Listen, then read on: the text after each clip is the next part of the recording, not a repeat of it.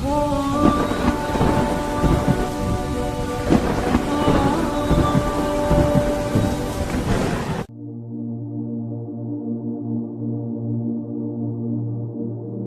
اللہ الرحمن الرحیم والصلاة والسلام علی رسولہ الکریم وعلی آلہ وصحبہ اجمعین، اما بعد۔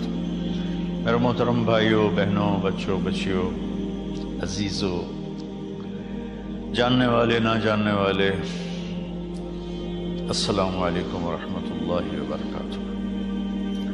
کچھ دنوں سے میں قرآن سے اللہ کی پسندیدہ ہستیاں کون ہیں، کہ اللہ کس کو پسند کرتا ہے، ولی دوست کو کہتے ہیں۔ اللہ کا دوست کون ہے؟ وہ یہ کوئی وراثتی چیز نہیں ہے کہ ایک بڑے اولیاء اللہ تھے تو اب ان کا بیٹا بھی انہی جیسا ہوگا۔ ہمارے یہاں وراثت چلتی ہے کہ بڑے بزرگ کا بیٹا بھی بزرگ بن جاتا ہے، چاہے وہ کلین شیو ہو، وہ لوگ اس کے پاؤں چوم رہے ہوتے ہیں، جہالت ہے۔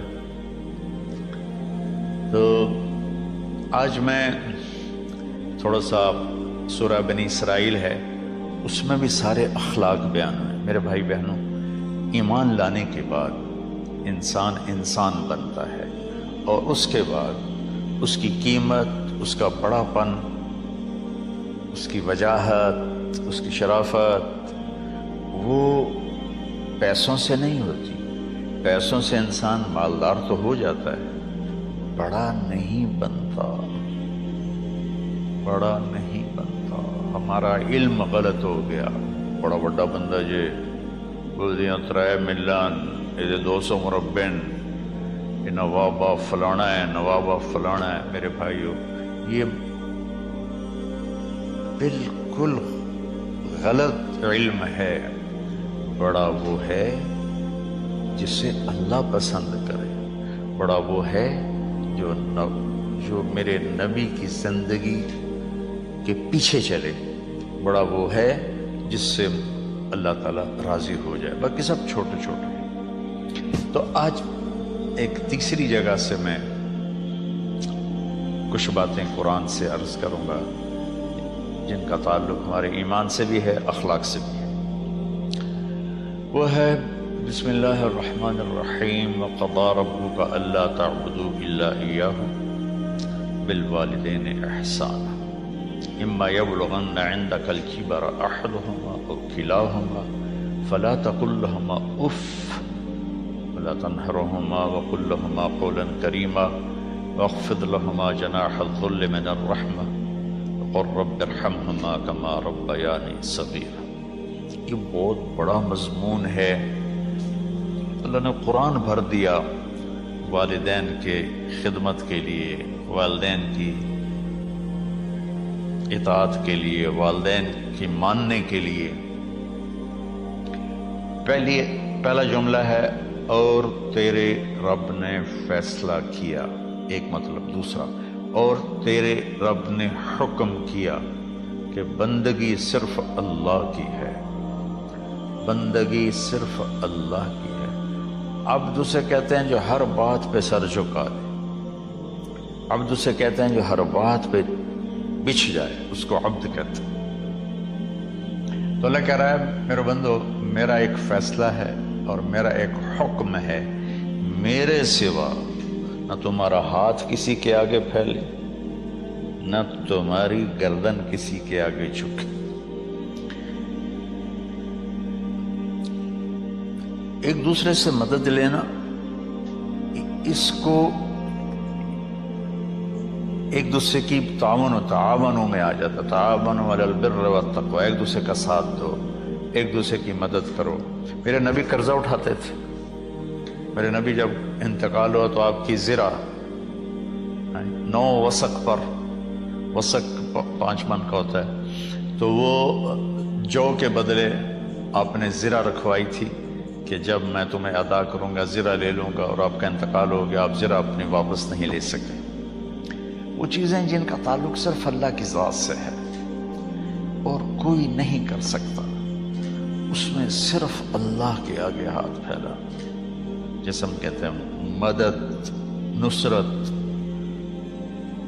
اللہ کہتا میں ہوں، الا ان نصر اللہ قریب، سنو میری مدد تمہارے قریب ہے۔ تو اللہ تعبدوا الا ایاہ، بس ایک چھوٹا سا جملہ اللہ نے یہاں کے، چونکہ یہاں اللہ نے والدین اور اخلاق بتانے تھے تو اپنے لیے صرف ایک جملہ بولا، باقی باتیں بھی اللہ کے لیے ہیں، لیکن اللہ نے میری بندگی، اس بندگی سے مراد 5 وقت کی نماز نہیں ہے، حج، روزہ، زکوٰۃ نہیں ہے اس کی مراد، یہ ساری باتیں داخل ہیں، اور اس کے ساتھ 24 گھنٹے کی زندگی اللہ کی مرضی پر گزارو، نفع آئے تو شکر ادا کرو، نقصان ہو تو صبر کرو، برداشت کرو، پھر بھی شکر ادا کرو، کہ میرا رب یہ کہہ رہا ہے کہ میں نے صرف اللہ سے تعلق جوڑنا ہے۔ اللہ کے نبی نے اپنے چچا زاد بھائی عبداللہ بن عباس سے فرمایا کہ یا غلام، اے نوجوان، اوصیک بکلمات فاحفظھا، میں تمہیں چند باتوں کی وصیت کرتا ہوں، کیا؟ احفظ اللہ، احفظ اللہ یحفظک اللہ، یحفظک اللہ، اللہ کے اوامر کی حفاظت کر، اللہ تیری حفاظت کرے گا۔ احفظ اللہ تجدہ تجاہک، تو اللہ کے اوامر، اسلام، حلال حرام کی پہچان کر کے زندگی گزار تو اللہ کو ہر وقت تو اپنی مدد کے لیے تیار پائے گا۔ اور لمبی حدیث ہے، بنا عشاء کی نماز کا وقت ہو رہا ہے، اس میں وہ جملہ جو اس میرے مضمون سے متعلق ہے، وَإِذَا سَأَلْتَ فَاسْأَلِ اللَّهِ، جب بھی مانگو اللہ سے مانگو، جب بھی مانگو اللہ سے مانگو، اللہ کے سوا کوئی دینے والا نہیں ہے، صرف اللہ ہے دینے کے لیے۔ وَإِذَا اسْتَعَنْتَ فَاسْتَعِنْ بِاللَّهِ، اور جب مدد کے لیے ہاتھ اٹھاؤ تو صرف اللہ کو پکارو، جب ضرورت حاجت کے لیے، مدد کے لیے ہاتھ اٹھاؤ تو اپنے اللہ کو پکارو۔ تو یہ حدیث کی بات بھی ہے، جو قرآن کی بات بھی ہے۔ اس کے بعد آگے اللہ کہتا ہے وَبِالْوَالِدَيْنِ إِحْسَانًا، اور اپنے والدین کے ساتھ احسان کرو۔ احسان کا کیا مطلب ہے؟ اللہ آگے اسی کی تشریح کر رہا ہے۔ ویسے احسان کا مطلب عربی میں ہوتا ہے، یہ جو ہمارا اردو کا احسان ہے، میں تیرے تو احسان کیتا ہے، تم نے مالک کی کر رہے ہیں، یہ بھی مطلب ہے، لیکن احسان کا اصل مطلب ہوتا ہے، احسان حسن سے ہے، حسن، حسن سے الف، 2 الف ملے اور احسان بن گیا۔ احسان کا مطلب ہوتا ہے کسی بھی کام کو جو دنیا کا ہے، دین کا ہے، اسے انتہائی خوبصورت طریقے سے کرنا۔ جیسے کسی دلہن کا میک اپ ہوتا ہے نا، تو 5-6 گھنٹے 4 گھنٹے کے بعد وہ کہتی ہے، جو ہوتی ہے اس کا میک اپ کرنے والی، کہ بس یہ مکمل ہو گیا ہے اور اب اس سے آگے نہیں ہے۔ تو آخری اچھائی کی آخری انتہا پر پہنچ کے کام کرنے کو احسان کہتے ہیں۔ تو میرا اللہ کہہ رہا ہے، میرے بندو، اپنے والدین کے ساتھ وہ کرو کہ جو بھلائی کی، خدمت کی، ماننے کی آخری حد ہے۔ سبحان اللہ۔ بالوالدین احسان، بالوالدین پہلے ہے، احسان بعد میں ہے۔ اللہ تعالیٰ نے باقی سب کو پیچھے کر کے فرمایا کہ دیکھو، خاص طور پہ ماں باپ کے ساتھ وہ رویہ کرو کہ ان کے دل سے دعائیں نکلیں۔ چند دن پہلے ایک والد یوں ہاتھ اٹھا کے کہہ رہا تھا اپنے بیٹے، اکلوتا بیٹا، میں منگنا اللہ کو لو، اللہ تینوں چاہ لگے۔ باپ بیٹے کے لیے یہ دعا مانگ رہا تھا، اور بیٹا اکیلا ہے، یہ بد دعا باپ کر رہا تھا۔ تو بھائیو، ایسی اولاد نہ بنو جس ماں نے پیٹ میں 9 مہینے اٹھایا، پھر جننے کی تکلیف برداشت کی۔ ایک شخص آیا حضرت عبید بن عمیر کے پاس کہ حضرت، میں نے ماں کو اپنے کندھے پہ بٹھا کے پیدل حج کرایا ہے، مینا لے گیا، عرفات لے گیا، مزدلفہ، پھر مینا، پھر مکہ، تو کیا میں نے ماں کا حق ادا کر لیا؟ میں نے فرمایا ولا طلقۃ واحدہ، بیٹا ابھی ایک طلقہ کا حق بھی ادا نہیں ہو۔ طلقہ کسے کہتے ہیں؟ جب بچہ پیدا ہونے کا وقت آتا ہے تو ماں کو دردوں کی لہریں اٹھتی ہیں، وہ اتنی خوفناک ہوتی ہیں کہ ماں چیخ چیخ کے رہ جاتی ہے، اور بعض اوقات ڈیلیوری لیٹ ہو جاتی ہے تو وہ تڑپتی ہے، روتی ہے۔ وہ جو لہریں ہیں نا پیٹ میں آتی ہیں جاتی ہیں، آتی ہیں جاتی ہیں، ایک لہر جو درد کی اٹھتی ہے اس کو کہتے ہیں طلقہ۔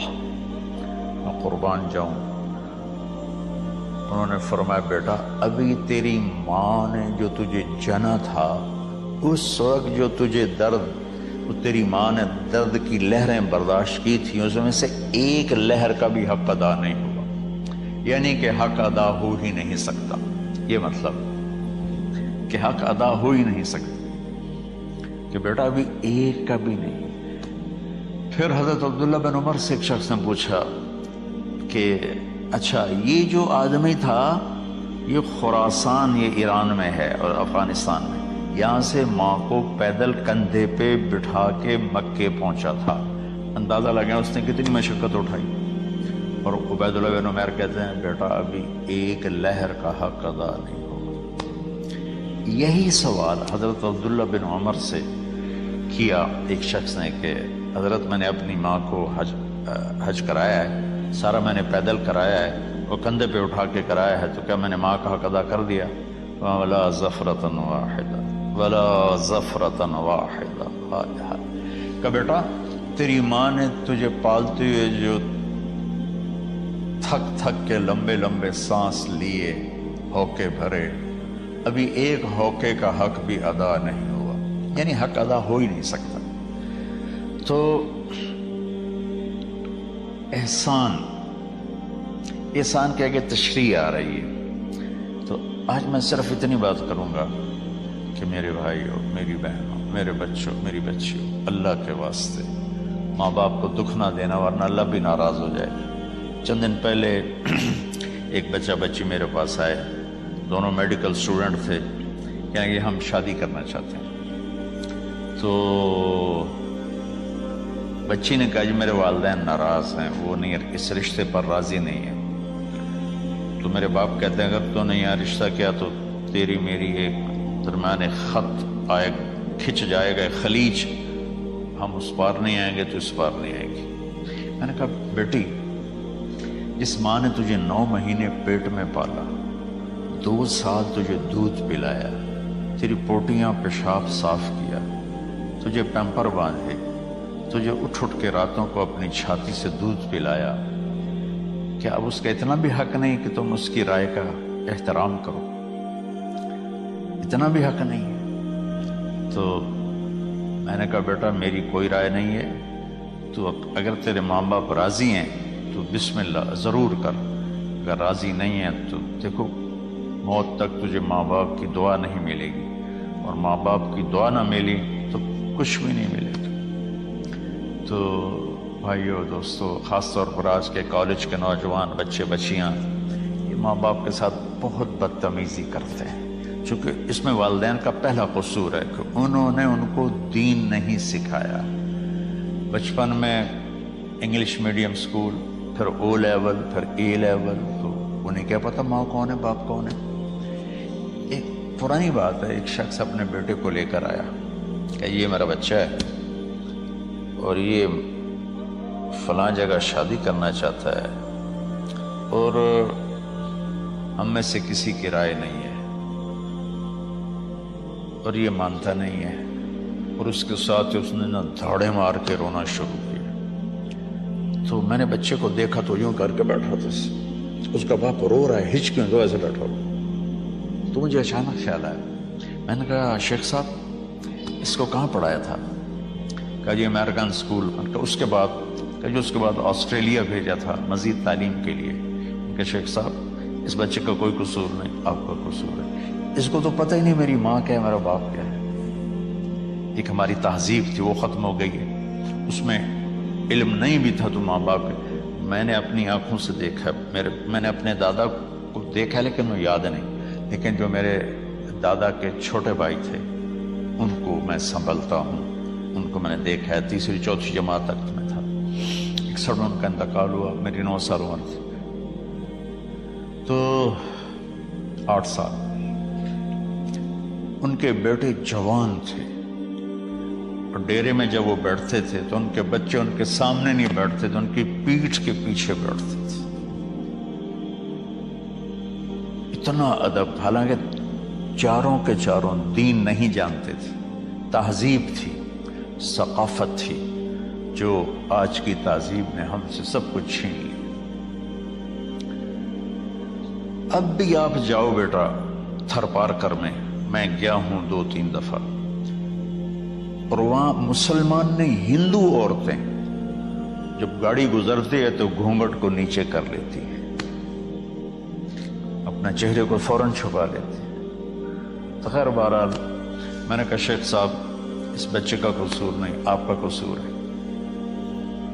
تو میرے بچوں اپنے ماں باپ کو خوش کرو، راضی کرو. ان کا راضی ہونا اللہ کی رضا ہے. میں اس کی تفصیل انشاءاللہ آگے بتاؤں گا. آج میں صرف اتنا ہی میں نے تمہید باندھی ہے کہ ماں باپ کا کیا مقام ہے، ان کی کیا عزت ہے. ایک شخص آیا، یا رسول اللہ میرا باپ میرے پوچھے بغیر میرا مال خرچ کر لیتا ہے. آپ نے کہا بلاؤ. چونکہ بچے کا ذاتی مال اگر ہو تو شرع کے لحاظ سے باپ پوچھ کے استعمال کرے، بغیر پوچھے استعمال نہ کرے. جب اسے پتہ چلا کہ میرے بیٹے نے شکایت کی ہے تو عرب کی شاعری تو مشہور تھی، انہیں دل دل میں کچھ اشعار پڑے. جو آیا تو جبریل پہلے آ گئے. یا رسول اللہ، اللہ تعالیٰ کہہ رہے ہیں آپ اس سے پوچھیں وہ شعر بتاؤ جو تیرے کانوں نے تو نہیں سنے، تیرے دل میں آئے تھے اور اللہ نے سن لیے. تو اللہ کے نبی نے فرمایا بھائی تیرا انشاءاللہ کیس سنتے ہیں، لیکن پہلے وہ شعر سناؤ جو تم نے تو نہیں کہے زبان سے پر اللہ نے سن لیے.